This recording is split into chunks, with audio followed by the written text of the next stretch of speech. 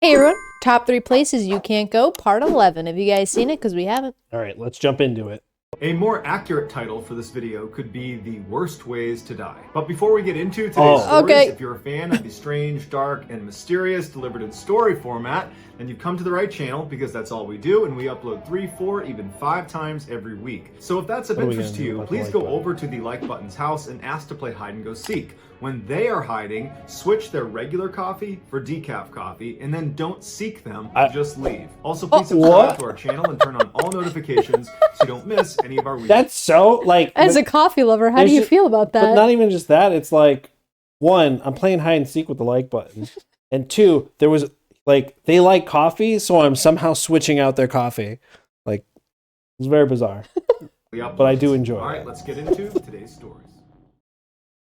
I feel like MrBallen could start a series, worst ways to die. How to fuck up the like button? No. Worst ways to die? I mean, that's like every fucking video. Yes. Named the Great Grey Green Greasy, the Limpopo River is one of Africa's largest rivers. It serves as a border between Zimbabwe and South Africa, and it also happens to be one of the most dangerous places on Earth. A town in South Africa called Phalaborwa sits on Limpopo's shores, and all of its residents know they're never supposed to step foot inside of the dangerous waterway. But not all of their residents take that guidance seriously. On January 1st, 2010, Phalaborwa resident Mariska Buitendog, along with her boyfriend and 6 of their other friends, had been out all night partying, celebrating the new year. They had had a considerable amount of alcohol over the course of the night, so as the sun was coming up, in their inebriated state, they decided they wanted to take an early morning dip in the Limpopo River. So they head over to the river, and while initially they all seemed really eager to get in the waterway, it was only Mariska that was brave enough to do it. So the rest stayed on shore, and Mariska jumped in the river and jumped right out again. And she survived, and everyone was very impressed with her. So she's confident, and so she does it again, this time going a little bit farther out into the river before coming back on shore. Now she's really confident. She's done it twice. And so she said, hey, who wants to come with me for a 3rd time in? And the group said, no, we're still good, and you really shouldn't push your luck. This is not safe.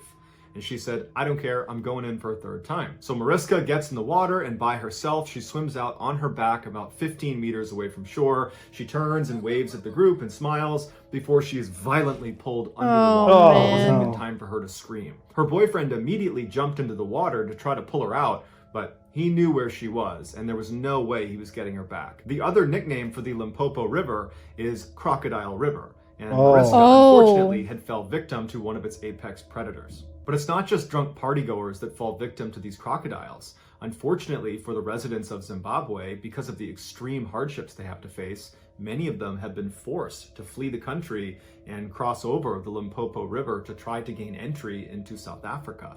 And many of them will die trying. On April 11th, 2014, Zimbabwean and South African police discovered this crocodile-infested cave right near where Zimbabweans cross over the Limpopo River. And inside of this cave were the remains of 15 people that tried to cross over and were caught by crocodiles. The discovery of this cave and the 15 people who lost their lives inside of it, while tragic and certainly gruesome, it only represents a fraction of the total number of people who have died trying to cross this river. Jeez. That was something I never thought I'd ever not want to see. It's just a cave full of crocodiles. Yeah, and bones. And they look massive. Crocodiles and bones. Yeah. Oof.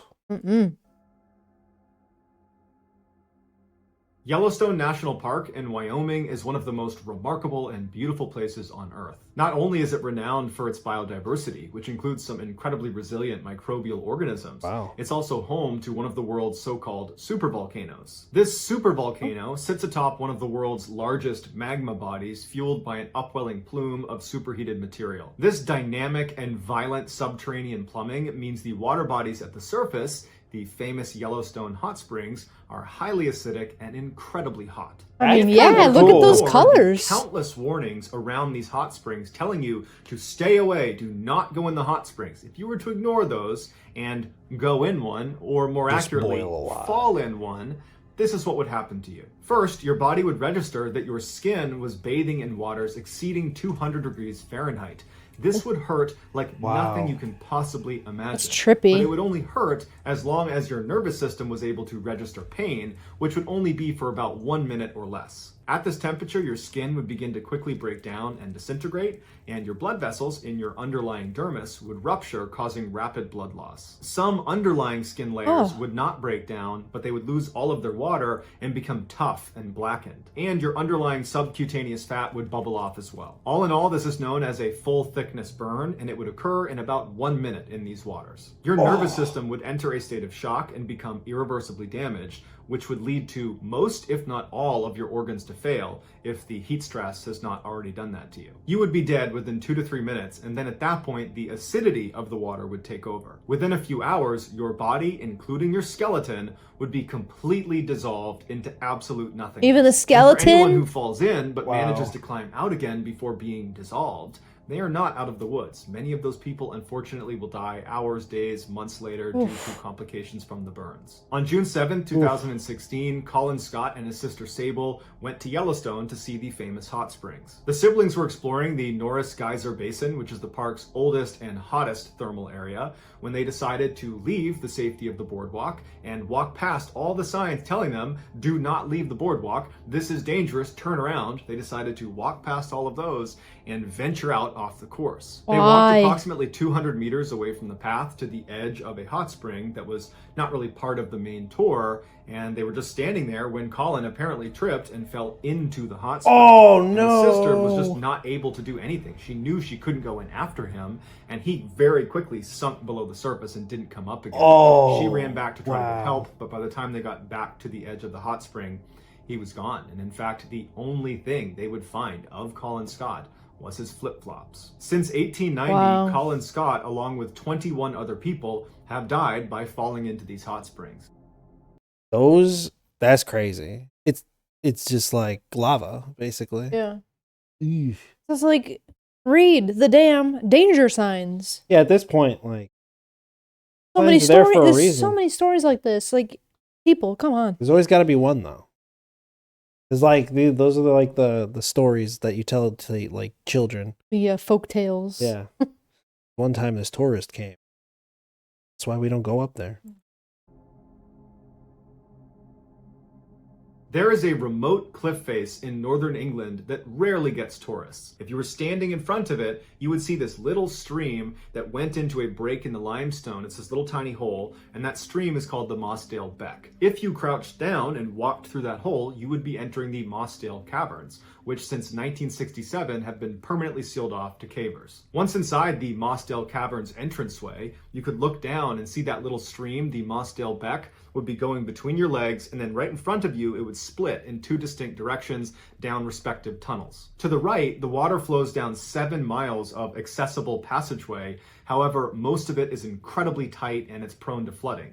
As a result, fewer people have seen the far reaches of the right side of Mossdale Cavern than have stepped on the moon. To the left, the water goes through these impenetrable rocks that no one has gotten past. In fact, no one knows what's beyond these rocks. However, scientists have determined the water that goes left at the entranceway will reemerge 18 days later, 5 miles away, 900 feet lower in a pool called the Black Keld. The massive tunnel system that we know exists but has yet to be explored that connects the entranceway to Black Keld is referred to as the missing link. You would think cavers from all over the world would be clamoring to get inside that accessible side, side of Mossdale Caverns, and try to find a secret access point back to the missing link, to be the first person to discover that, to stake your claim and say, you know, that was me.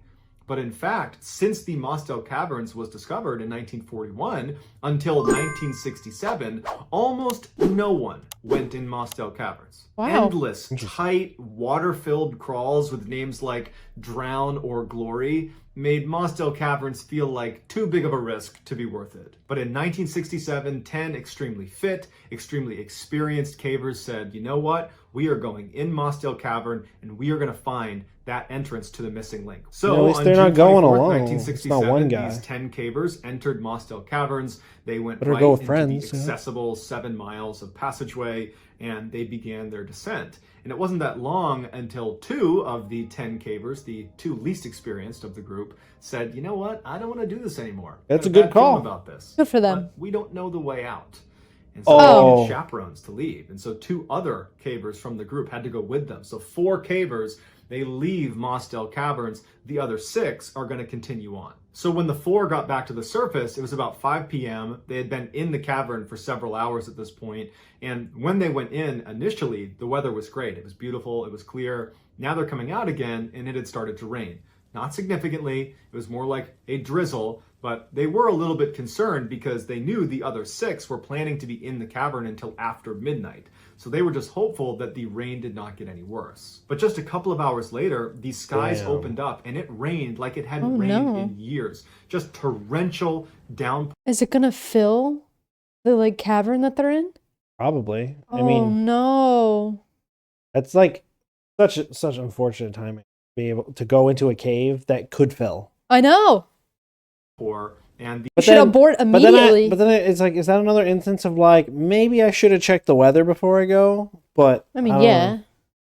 The 4 were really concerned about the other 6. So they went back to the entrance hoping that maybe, the other 6 would have heard the rain, although it's very unlikely considering how deep they were going to be. But they were hoping that maybe they'd be coming out again and they would see them and get them back to safety. But when they arrived there, not only were the 6 not out of the cave, but the actual entrance to the cave was completely submerged in water. Earlier that day, when the 4 cavers turned around and left, the other 6 cavers, they continued on, and they had made it about 2 miles deep into these caves. They had passed the fabled drown or glory swim, they had survived the knee-wrecker passage, and they had bit their tongue as they squeezed through the famously painful Umaguli tunnel, now located hours away from the only way out. So they are way into this cave. They were nearing the end of this distant section of the cave that they believed on the other end they would find this hidden entrance into the missing link. All they had to do was pass through the far marathon section, which is a 900-foot tunnel that is only 10 inches high, 2 feet wide, and you have to wriggle through on your stomach with your face pressed against a stream that runs through it. And it takes a very long time to get through it. It's incredibly claustrophobia-inducing. It's considered one of the most stressful things you can do in caving. But considering how experienced these cavers were and the fact that they had come down there specifically to get to this far point in the cave, you got to figure that their spirits were high. They were probably joking with each other as they're doing this awful thing. And then they made it about 3/4 of the way through this tunnel when someone must have noticed the distant rumbling sound and said, hey, what is that? And as they sat there listening, trying to... Oh my God. I'm actively panicking because I'm visualizing myself in that situation. Yes. And it's just like, I commend people who do this. Why? But because it's like ballsy or whatever. But like, God, I could not even imagine. And what the sound was. He even said the space is 10 inches tall. Our heads are probably like, 6, 7 inches? I don't know. Probably. With our noses, that's a full 10. We'd be stuck. And not only that, but they could be... Yeah, I know. Fucking our noses. We'd be screwed. I'd be sitting there just like this much... I'm like this much water, and I'm just like, I can't breathe. Oh, dude, that sucks. It must have dawned on them that their worst nightmare was about to come true. That was the sound of surging water. This tunnel is about to flood. They began crawling faster and faster down the marathon tunnel. Not only was it very difficult to move quickly inside of this very tight tunnel, but they also knew there was nowhere to go. They're 2 miles underground. They must have felt like the world of sunshine and fresh air was suddenly an eternity away. The oldest of the group was 26. The rest of them were all in their teens. What? United by fear. What? They're that experienced in their teens? That's impressive. Is that just how they grew up? We just got like 6 prodigies stuck in a cave that's about to flood. Not for real. Yeah. The water came rushing in as they're all pinned inside of the far marathon tunnel, and their face is already up against the river, and now this river is surging with water. And so they're all desperately trying to crawl through this flooding tunnel, and the leader of the group, the guy literally in the front, John Ogden, who was 26, he managed to get all the way through the Far Marathon Tunnel to the space where they anticipated finding that secret entrance into the missing link. That wasn't there, but he found above him there was a small fissure in the rocks. There was an air pocket, and he managed to get his head up into the space right as the water in the Far Marathon cave completely submerged. So many of the cavers in there, they drowned inside of the Far Marathon. Wow. The bubble that he was in was a little bit bigger, and so some of the cavers managed to get in there, and they tried to clamber into this air pocket as well, but ultimately there was only enough room for one person, and John was the only one up there. And so as the water levels filled the room he was in up to his neck, everyone below John drowned. Now, we don't know if John literally kept other people from getting into this air pocket with him. All we know is it could only hold one person, and ultimately John was the one who was left inside of this crevice. But this air pocket was really just delaying the inevitable, because there wasn't very much air inside of it, and John's 2 miles below the surface. There is no way anyone is going to get to him in time. And so he ended up dying a couple days later, and when they found him, he was still in the air pocket trying to get one last breath. What I've not covered in this story that I would encourage you all to check out is there was this incredible effort to try to save these cavers before anyone knew they were deceased. There was this hope that maybe they found an air pocket and they were still alive. And so they basically created this artificial dam that was very precarious. The water could at any moment spill over, and it provided just enough drainage inside of this cavern for some of the best cavers in the world to go into the cavern to look for them. Wow. And so they went into this cavern knowing at any minute that makeshift dam on the surface could break, and they will 100% drown in here. No one's coming to get them. They had to crawl through the Far Marathon Tunnel all the way down at the bottom to get to the lost cavers.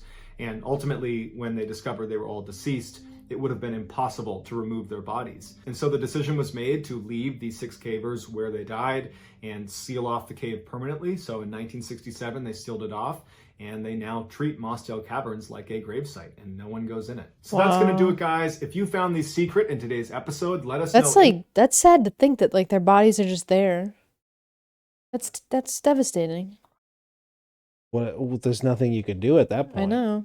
I mean, you certainly can't bring them back. It's 10 inches to get through. It's ridiculous.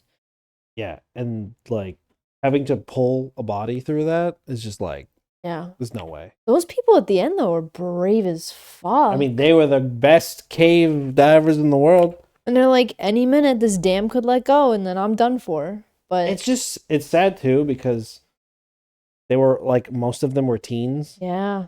And it's like, you can't, like, they could have had so much more time. Oh. And if they were like, he said at the beginning, there were 10 experienced cave divers. Yeah. It's like, damn. Like, they must be pretty good. Yeah. Because they got that far. It's just a matter of the elements. Ooh. Rough. Well, on that note, thanks so much for watching. If you like what you saw, please subscribe. If you have any suggestions, leave them in the comments, and we'll see you in the next one. Yeah, see ya. Bye.